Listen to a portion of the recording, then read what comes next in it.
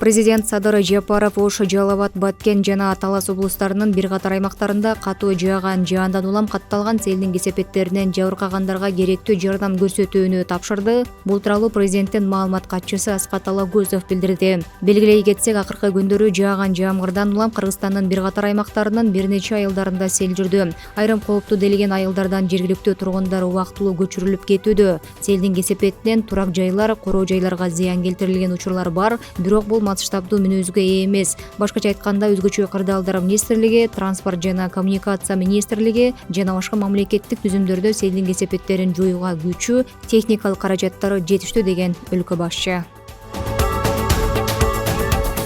Президент Садыр Жапаров бүгүн Франция Борбордук Азия достук тобунун башчысы Эрве Мори жетектеген Франция Сенатынын делегациясын кабыл алды. Жолугушуунун жүрүшүндө саясий, инвестициялык, энергетикалык жана маданий гуманитардык тармактардагы кыргыз-француз эки тараптуу мамилелери тууралуу пикир алмашуу болду.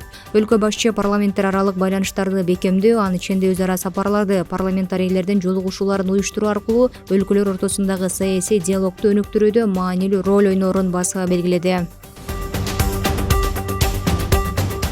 Бүгүн Жогорку кеңештин төрагасы Нурланбек Шакиевдин Монголия мамлекетиндеги расмий сапары башталды. Төраганы Улан-Батор шаарындагы Чыңгызхан аба майданынан Монголия мамлекетинин улуу мамлекеттик куралынын төрагасынын орун басары тосуп алды. Андан соң расмий делегация Монголиянын мамлекеттик сарайына бет алды. Ал жерде Монголиянын улуу мамлекеттик куралынын төрагасы Гомбожавын Занда Шатар менен жолугушаары күтүлүүдө.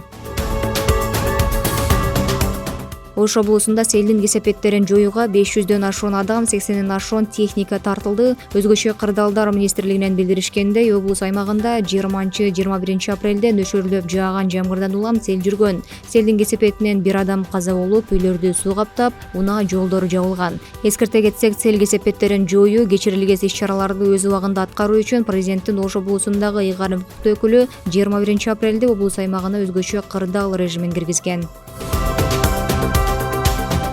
Мамлекеттик салык кызматы жарандарды товар же кызмат сатып алууда көзөмөл кассалык чектерди талап кылууга кызыктыруу максатында кезектеги акциясы башталганын кабарлады. Акциянын алкагында iPhone жана смартфондор ойнотулат. Акцияга катышууну каалагандар соц тармактарда катталган активдүү кеминде 50 катталуучусу бар иштеген аккаунту болууга тийиш. Соц тармактардагы баракчаларына ККМ колдонбогон жана ККМ чектер берилбеген соода жана кызмат көрсөтүү түйүндөрүнүн аталышын, дареген жана соода кылган күнүн милдеттүү түрдө көрсөтүү менен сүрөт же тасма тартып пост түрүндө жайгаштыруу керек. Же болбосо керектөөчүлөрдүн жашоосундагы кассалык чектин мааниси тууралуу видео же сүрөттөрү менен пост жүктөшү керек. Ар бир пост салык кызматынын соц тармактагы баракчаларын белгилеши шарт.